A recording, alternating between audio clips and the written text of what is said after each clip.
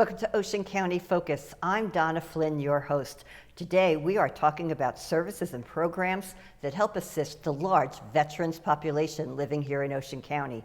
Joining me today is Ocean County Commissioner Gary Quinn, who serves as liaison to the Ocean County Veteran Services Bureau, and Phil Zimmerman, the director of the Bureau. Gentlemen, thank you both so much for being here. Thank you. Gary, I'm going to start with you. And the veteran population in Ocean County is, I think it's something that's so greatly respected. You have over 30,000 veterans that live here. That's probably the largest veteran population in any county in the state of New Jersey. What can veterans expect from Ocean County? Yeah, you're correct, Don. We do have the largest population in the entire state of New Jersey, and our Veteran Services Department is probably one of the most important departments to the Board of Commissioners because we're servicing people that have really gone out and fought for this country, done everything that they can to provide the freedoms that we here enjoy as individuals in this country. So it's our obligation at this point in their lives to make sure that the services are there for them. We've put in a lot of new services this year when we brought Phil on as our director back in January, and we're looking forward to continuing to grow. We want to make life easier for the veterans as they start aging. There's a lot of red tape, unfortunately, in government, and it's not always the easiest thing to deal with when you're trying to find out whether or not your benefits are coming, whether or not your benefits you qualify for. Right. So we're going to do everything we have to do to make sure that as our population ages out, even our younger veterans, the ones that are coming back from the conflicts in recent years, it's our obligations as not only commissioners but as citizens to make sure that we do everything for them that we can to make their lives easier, and we'll continue to do that. Now, Phil is new to this particular position. Do you want to introduce him? Yeah, this is our director, Phil Zimmerman. Phil actually worked in the Veterans Department for a number of years, and this year when we made some changes in the department itself, I promoted Phil up to the director of the department, and Phil has taken and made some very, very positive changes. He's expanded services, he's expanded the operation itself into our two locations, one being in the north and one being down in the Manahawkin area. And I think when Phil kind of fills you in on a lot of the different programs that we offer, you'll see that we're very fortunate to have him in that position because he's certainly well versed and well educated in what's out there. Being a veteran himself, it really brings a lot to the table to make sure that he's dealing with veterans, providing them what they need. So. All right. And Phil, so I want to come to you now, and congratulations on being director of this bureau. And as the commissioner said, yes, you are probably one of the most key portions of county government, especially in Ocean County with the veteran population. What do you see? And since you've been there for a while, what do you consider the greatest needs of the veterans that are in Ocean County? It really comes down to a few issues. One, financial security. That's one thing. Secondarily, and very importantly, health, both physical health and mental health. Right. And then housing security, because housing insecurity is a problem for some veterans. So if you look at Maslow's hierarchy of human needs, the most basic need is housing. Right. And if a person doesn't have housing, then nothing else matters. So what we try to do is ensure that our veterans have housing. Right. Taking them hopefully from an emergency situation to transitional to finally permanent housing if that's necessary. But also looking at the conditions that they may have incurred as a result of their military service. Right. Unfortunately, not everything is service-connected, but there are presumptive conditions for certain periods of war. In Vietnam, there's a slew of conditions that are related to Agent Orange. And it's really up to us to try to help the veteran or his family navigate the complexity of the VA system. Sure. And that's what we do. But we are much more than a claims, I like to think of our office as having established a holistic approach to what we try to do. Try to making sure that housing is taken care of, health is taken care of, and then of course, if there is room for a VA claim to be compensated for an injury or a condition that that resulted from their military service. That's what we try to do. And we're very aggressive about it. But we're working with the VA, and as Commissioner Quinn pointed out, it's a very complex, organization to work with, and we have to be on top of it, on top of the claims as much as possible. We have right now, as of today, I checked this morning, we have 9,700 9,745 active claims Wow. in our office right now. That is a lot. Yeah. And as you pointed out, we have over 30,000. We actually have 33,000, Okay. which makes us the largest in all the state of New Jersey. And a few years ago it was a lot higher than that, but with the attrition of elders passing and maybe COVID problems and people migrating out of Sure. the state. But you can be sure of one thing: where there are bennies, there are people coming back down here. Right. So the number, it's an ebb and flow. Right, and absolutely. these are coming back down here. So they will Sure. begin, because it's an attractive area. Right. It's an attractive area, so Right. people will be coming down here, and the numbers will continue to build up. Mm-hmm. So it's really It's really important for us to have an engaged veteran service office, Right. because just when you think you've seen everything, somebody comes in with something you've never seen before, and you're like, Wow. "Holy crap! I got to try to resolve this." Right, right. And that's what we're there for. Will we always be successful? Of course not. Right. Everything is fine till people get involved. Right. But we do our best. We're committed to doing the very best job for the people that are out there, because it's our responsibilities as VSOs, Veteran Service Officers, to take our job seriously and to try to resolve, to the best of our ability, the client's needs. Right. Commissioner, how exactly does the Board of Commissioners support that office? I mean, you're talking about, this is a monumental task, as far as I can see. It's, when you're talking about 9,700 claims right now and, 33,000 veterans, and not all of them are flowing Right. through your office. But Right. how does the commissioners support this? I think the most important thing is the financial responsibility Right. that we have as a Board of Commissioners, as well as a county. We have an obligation to take and do whatever we have to do to provide the necessary funding to be able to have Phil and his team do what they have to do for those 9,700, plus all the additional ones that are coming into the pipeline as things, people age out, as people move into the county. And that's the number one priority. I've been very fortunate that the entire board has been very supportive of Right. all the requests I've made, especially this year, because I'm fairly new to taking over Right. Veteran Services as well. I took Right. over in January, and that's when I promoted Phil into the position he's in. But the board is extremely supportive. They recognize the fact that the veterans have a lot of needs that we're responsible to take care of, and we're going to continue to do it. One thing Phil said, it's not always the answer you want to get Right. when you're trying to work out these claims, because dealing with government in general is very difficult. But Sure. dealing with government at the federal level is even more difficult. But the one thing I've seen with Phil as well as the staff is, if they get an answer that's not acceptable, they're going to go the extra step and try and see if there's some way to make it work, to try and make sure that the veterans do ultimately get what they're looking for. But we just are constantly trying to talk to people and try and tell them, have patience, because the bureaucracy sometimes doesn't move as quick as we'd like it to move. So. Yes. And we're actually going to take a quick break here, and we're going to come back, and we're going to talk more about veteran services here in Ocean County. We'll be right back. When it comes to getting around Ocean County, Ocean Ride is ready to serve you.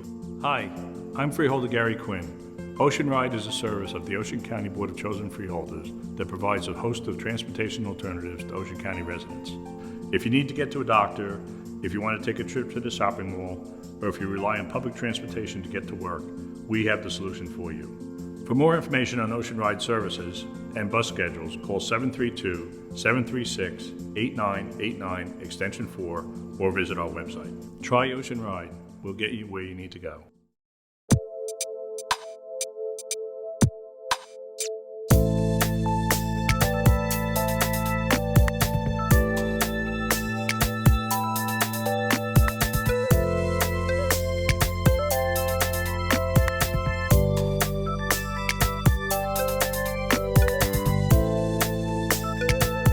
The Ocean County Board of Commissioners, working to make Ocean County a better place to call home and a special place to visit.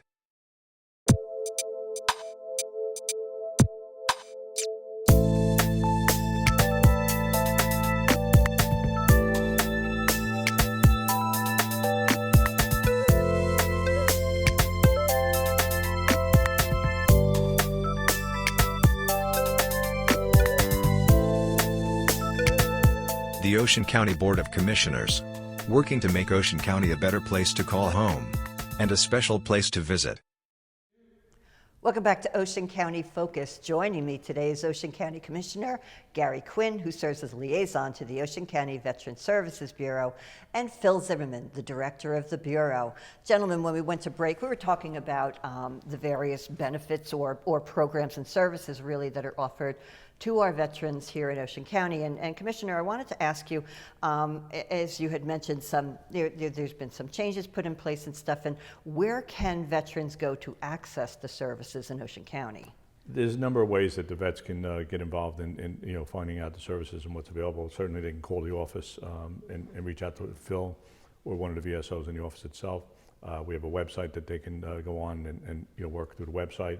But more importantly, they can walk into one of our two offices. We have an office up on Hooper Avenue, 1027 Hooper, which is just adjoining the St. Joseph Cemetery right up there. We have Phil's there. We have a full staff there. People can walk in anytime they want. They can call, make an appointment if they want to meet with the VSO and find out whatever they need to find out and get the help that they need. Even more so now, since we started the new year and Phil came on board, we always had an office down in the southern part of the county in the Southern Resource Center, which is just south of Route 72, trying to take and provide services for the people that live in the southern end of the county and make it more convenient for them. Sure. Phil has taken and expanded that office. We've done some renovations in the office down there and made it more customer friendly, so when people come in they have the privacy that they need to be able to talk about their cases with the VSO. We brought on a lot more staff, so we have staff in place now. We have secretaries and stuff that can work with people down there. And it's really, there's plenty of opportunity for people to be able to come in and do it. One thing I think is important, I think it should be pointed out that we do everything we can to make sure, I think pretty much everyone that works for us in the Veteran Services offices, they are former vets, because my belief is that we should have vets filling the positions in that office, whether it be in the Northern Center or the Southern Center, because they've lived what these individuals are going through, and that to me is very important. Sure.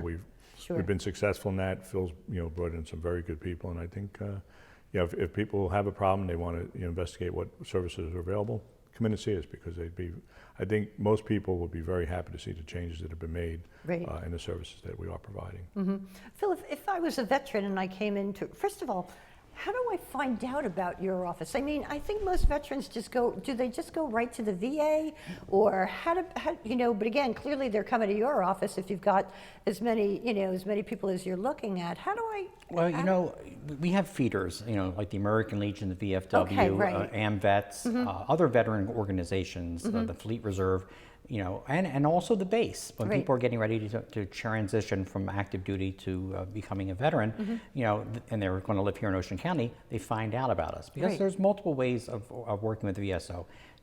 But the county has a professional veteran service office. And so, we're accredited. That's important. All of our VSOs are veterans, and they're accredited by the National Association of County Veteran Service Officers. So we're trained, we understand how the VA works in theory, and we're prepared to properly prosecute claims for them. Now, they can find out through word of mouth, sometimes accidentally, but a lot of times, and most recently, I should say, they've been using the county website. So this is good. We've also launched a Facebook page finally. So we got into 1999. So we're doing pretty good. But that's beginning to work out too, because people are contacting us. I think the more opportunities that we have to be seen, and also by going to fairs and stuff like that, having a tent and a fair, and actually encountering people and saying, I never knew that these services were available to me. Because the reality is this: when a person, the way it used to be, when a person would get out of the military, congratulations, thank you, job well done, bye, take good luck. And they never knew anything about it. Now, the current crop of veterans, they at least go through something called TAPS, which is basically a training program that basically illustrates what kind of veteran benefits might be out there for them. So that's a very big benefit right there. But word of mouth is important. Right.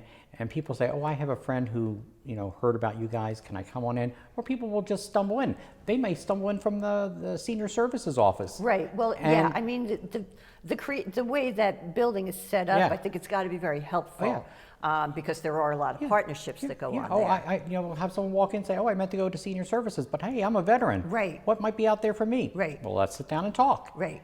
Right. And so, a lot of veterans simply don't know what is available for them. Mm-hmm. And so what we try to do is, lay it out and say, okay, when did you serve? Do you have any conditions that might be related to your military service? Right. Oh yeah, I got hurt. Oh, well, there you go. Yeah. Let's talk about this. Right. And if they don't have any service-connected conditions, we can say, there's something called a non-service-connected pension, but you have to meet the criteria. Right. Wartime status, income, and assets. Mm-hmm. So if that happens, then we can help you out there. It's designed for low to no income veterans Right. to help them out. Right. So there are good programs. It's just making sure that the person who needs them knows about it. Right, absolutely, absolutely. And what we try to do is, I've been going out more often talking about what our office does. Right, right. And just every time I go somewhere, I get about 10 names, of people And that's that are wonderful. interested. I mean, that's the whole idea to outreach to people. I mean, that's got to make it so much more beneficial. As opposed to people stumbling over it. If they hear about it, then they feel better about it. What's your thought about that? Yeah, I think that what Phil says is very important. Word of mouth is very, very important. And that's not only Veteran Services, but a lot of the other Sure. offices we have in 1027 Hooper Avenue. Sure. Because people don't realize the county has so many programs available. I know we have, whether it be Phil going out and speaking or other department heads going out and speaking, we're kind of on a blitz right now where we're trying to get out into as many communities, especially senior communities. We Right. have so many senior communities, largest population of seniors in the entire state of New Jersey, and a lot of them, there's vets living in these communities. Absolutely, and yes. they don't know it.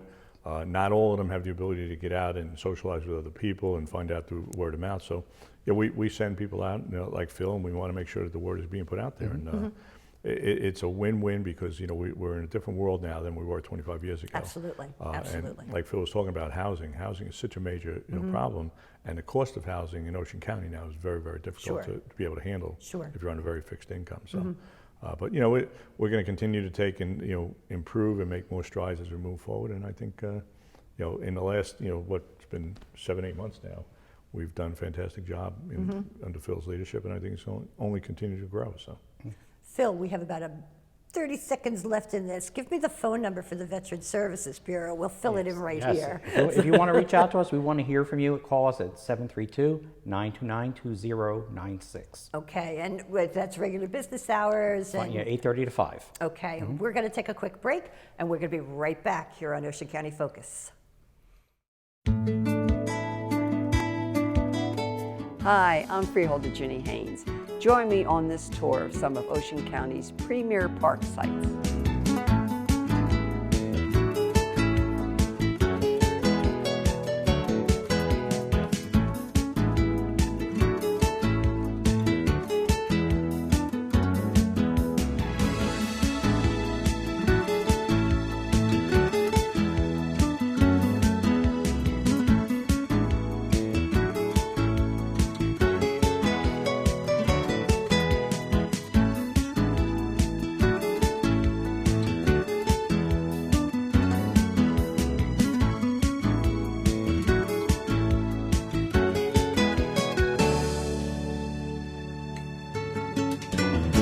The Ocean County Department of Parks and Recreation has something for everyone.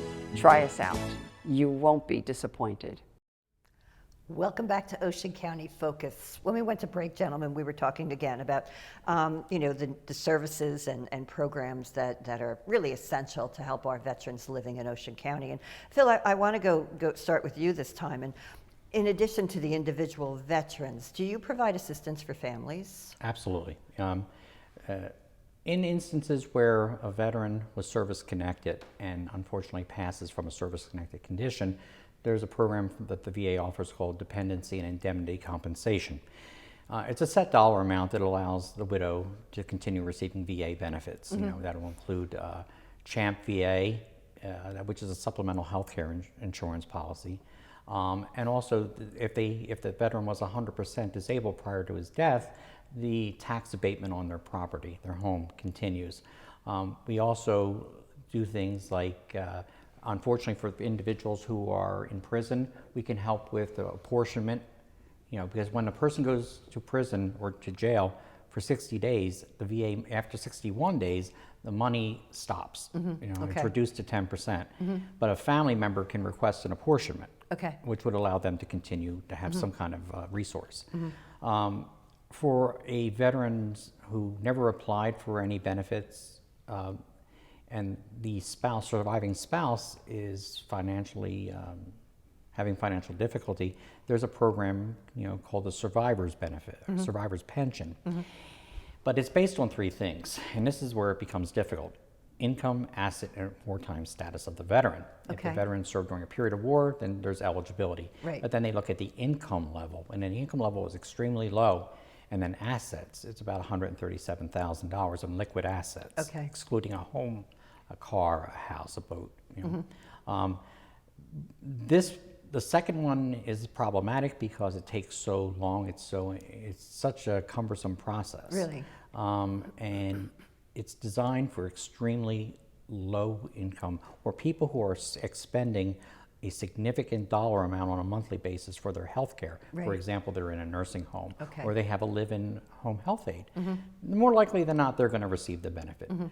We also help with educational benefits. You know, hey, Right. you know, if a person is 100%, can we help their dependent spouse or children get into, you know, get a monthly payment to go to school, stipend. We help them with that. We look at mental health issues. If the veteran was dealing with PTSD, Right. well, we recognize that not only the veteran is living with that condition, the family is also experiencing that condition. Sure, sure. And so where we can, we try to get them into mental health treatment Okay. if they need it themselves. We're there for them at for burial benefits. You know, if they want to be buried at the Brigadier General Doyle Cemetery, we help them with that. Or if they want to be buried at Arlington, we help them with that as well. You know, so it's an expansive amount of services Sure. that we offer. And we always tell people, please don't try to do these things on your own. Right, Because right. if you do, you know, it's likely that it's already a complex system. You're going to make it even more complex because you're going to probably misunderstand what you're trying to apply for. Right. And that's why we have the trained VSOs to make sure that we kind of hone in on what is it they're looking for exactly. Sure, sure. We also try to help veterans and their surviving families with reclaiming medals that have been lost. Okay. You know, through the National Archives, reclaiming their records, their DD-214s or their WDAGO forms. That's the previous incarnation of a DD-214. So we try to get these things for them for family heirloom purposes or for benefit purposes. Sure, So, sure. So it's a significant amount of services that we provide. Yeah, it sounds like for a them. very large menu, and it's nice to know that the VSOs are really there to help shepherd people through it. Because again, Right. I couldn't imagine how difficult that could be after a while for anyone. I mean, again, you're often talking to people that are in difficult situations That's exactly already. it. So now they're facing these forms, and they're like, I can't do.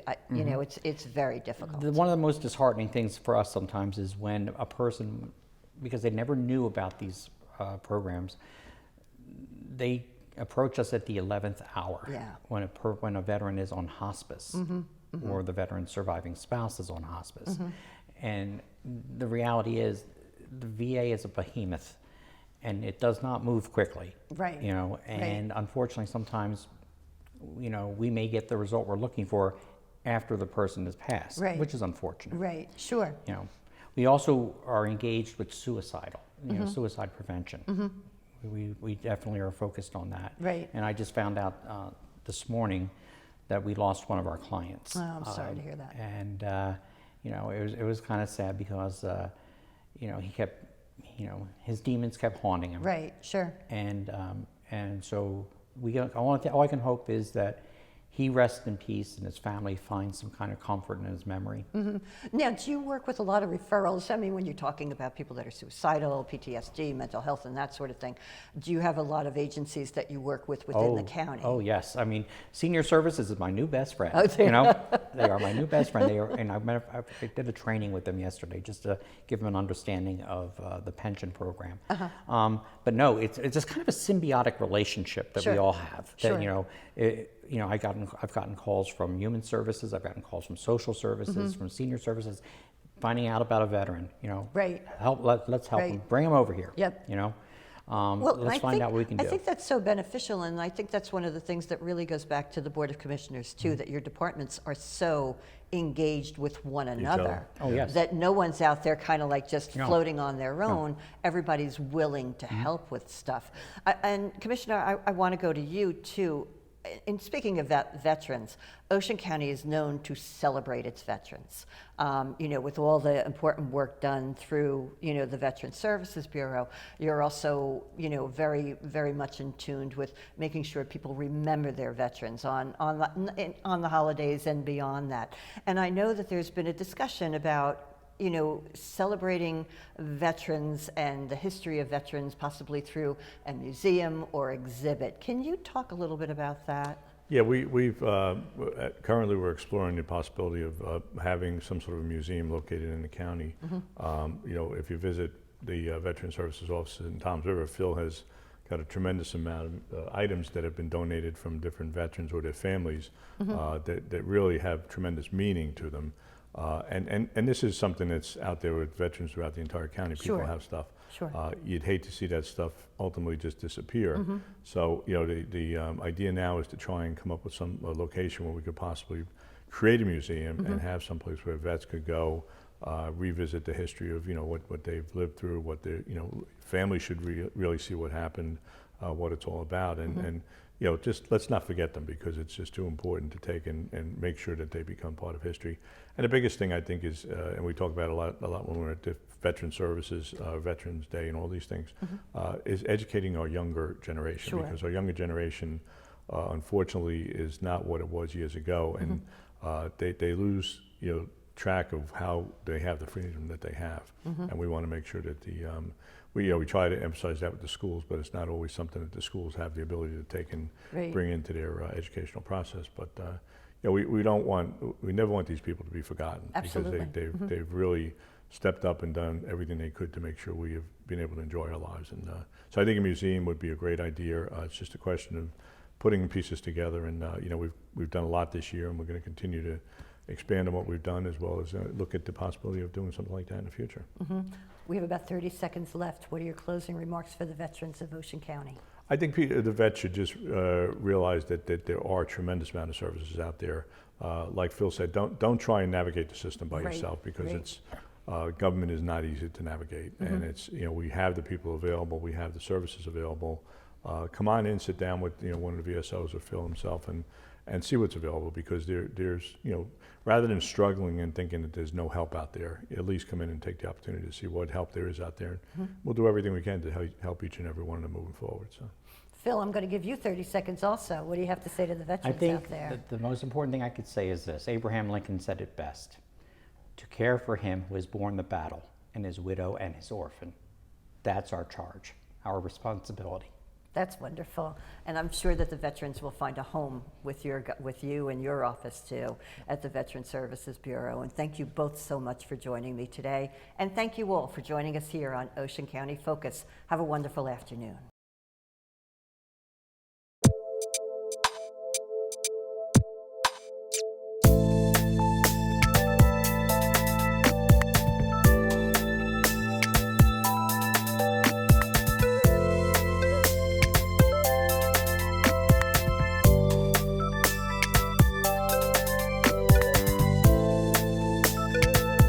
The Ocean County Board of Commissioners, working to make Ocean County a better place to call home and a special place to visit.